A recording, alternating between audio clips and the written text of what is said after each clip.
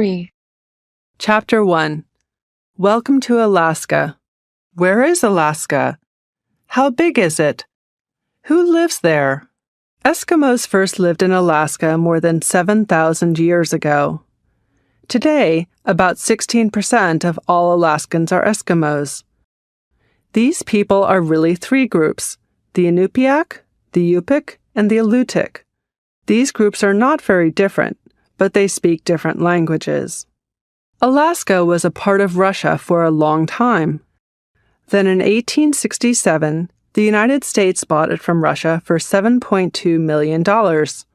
Many people thought this was too much money, but in the late 1840s, the Americans found gold in Alaska. Then in 1901, they found some oil there. Later in the 1950s, they found lots of oil. Alaska is a very big place. It's the biggest state, more than twice as big as Texas, the next biggest state. But not many people live there. Over 8 million people live in New York City, but only 730,000 live in all of Alaska, and about half of them live in the city of Anchorage. Alaska has many mountains and glaciers. A glacier is like a river of ice. The Matanuska Glacier is one of the most beautiful. The winters are freezing with a lot of snowstorms. In winter, it is also very dark because there is no sun in the far northern part of the state, and in other areas it comes out for only 2 to 7 hours every day. Chapter 2. Visit Kodiak Island. There is a lot of outdoor fun on Kodiak Island. Kodiak Island is in the southern part of Alaska. It is the second largest island in the United States, but it has less than 160 kilometers of roads. There are lots of high mountains, green forests, rivers, and lakes. About 30,000 visitors come to Kodiak every year. They come to climb mountains, catch fish, watch whales jump in the sea, and go camping. Bear watching is also very popular. The island gets its name from the big Kodiak bear. There are over 3,500 of these wonderful animals living in the forests, but you must be very quiet if you want to see one. About 13,000 people live on Kodiak Island all year, and half of them live in Kodiak City. The others live in small villages by the sea. The Alutiiq people were the first to live on the island. They came 7,500 years ago, and they stayed. Today, about 17% of all the people on Kodiak Island are Alutiiqs. They speak English and Alutiiq. In 2010, only 50 people spoke the Alutiiq language. But now, schools are teaching the language because they don't want it to die. The most important businesses here are fishing and tourism. There are 7 hotels, 17 places to eat, and many shops in Kodiak City. The shops sell things made on the island. Chapter 3. Enjoy outside sports. Do you love doing sports outside? Then Alaska is the place for you. Many tourists come to Alaska to enjoy walking outside in the clean, cold air. And they come to do extreme sports. Sports that are exciting, but also dangerous.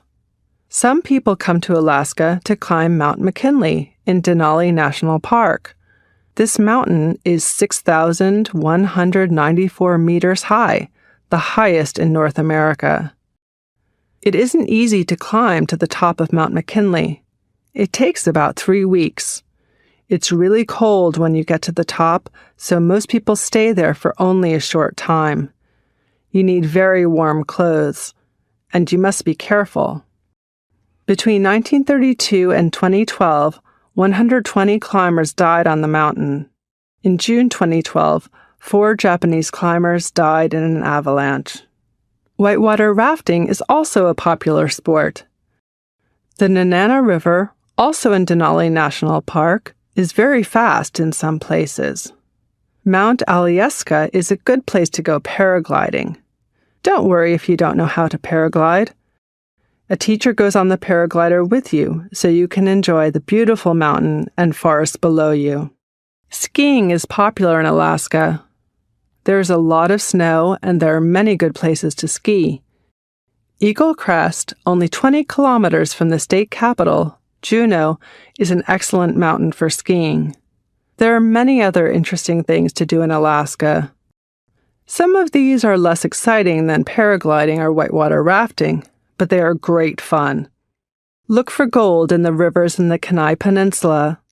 Fly over the glaciers in a plane or helicopter. Visit the Sea Life Center in Seward.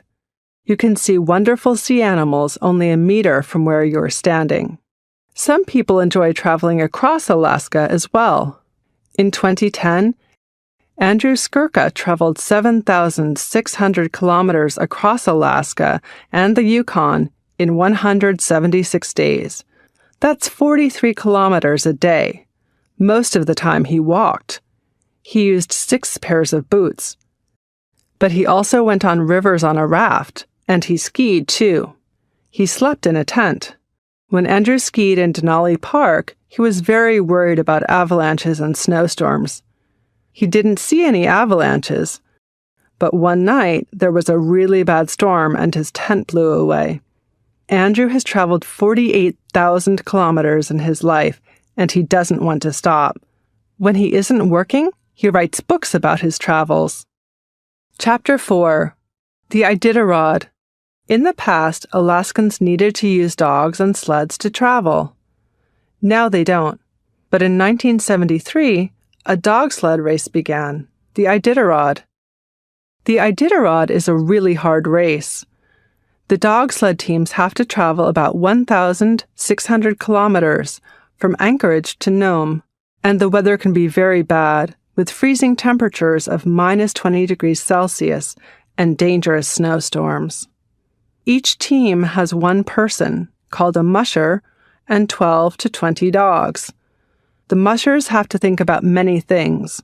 When is the best time to travel, at night or in the day? What clothes are best to wear? What food is best for the dogs? When is the best time to put the boots on the dogs? If the dogs don't wear boots, the ice can cut their feet. It usually takes 10 to 15 days to finish the Iditarod. The team that gets to Nome first wins. John Baker did the Iditarod in the fastest time in 2011, 8 days and 19 hours. Carl Huntington did the slowest time in 1974, 20 days and 15 hours. The Iditarod is very popular. It's an important part of Alaskan life. Before the race starts, there's a big party in Anchorage. Then, thousands of people watch the race. Many more people follow it for days on TV, the internet, or in newspapers. In the first Iditarod, there were 34 teams. Now, every year in March, about 55 teams do the race. Why is it so popular? Maybe because the winner gets a lot of money, about $50,000. Chapter 5. Green tourism in Alaska. Tourists can be very good for countries, but tourists can also bring problems. Tourists spend a lot of money. They stay at hotels, eat in restaurants, and buy things in shops. This is good for Alaska and its people, but a lot of people in one place can make a lot of noise, and that can be difficult for Alaska's animals. And tourists leave trash in the forests and rivers and in the sea. Animals and fish can eat this trash and get sick. The people at the Alaskan Tourist Office want the state to stay clean. They want the animals to be safe and to live their normal lives. This is why they want people to do green tourism. Green tourism doesn't hurt the forests, the rivers, the sea, or the animals that live in them. Green tourists don't travel in big groups.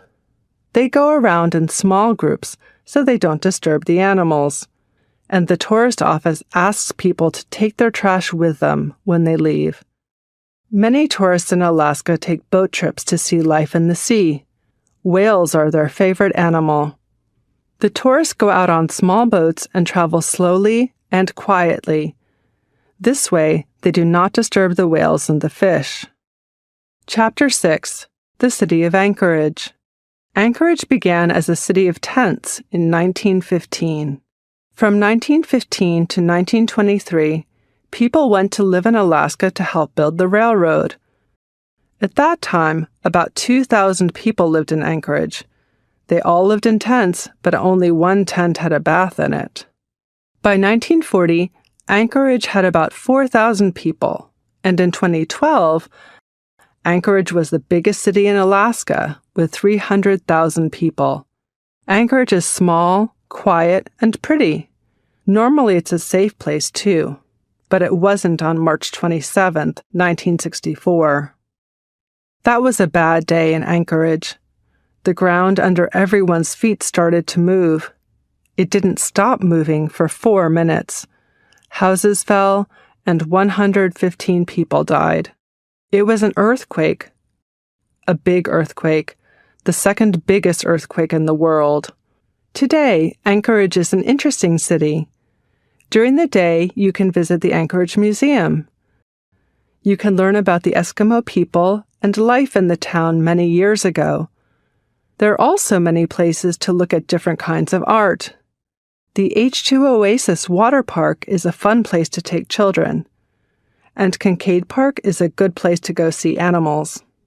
At night, you can go to a play at the theater, a concert, or out to dinner. Anchorage has some fantastic restaurants.